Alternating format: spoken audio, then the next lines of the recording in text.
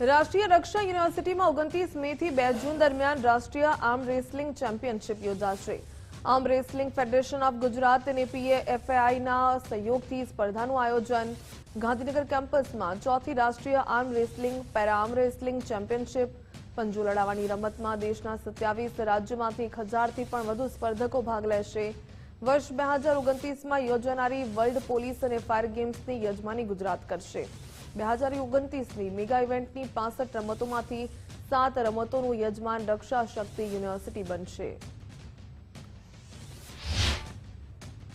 National arm wrestling અને para arm wrestling championship એ પહેલી વખત મથુરા 2023માં થઈ હતી।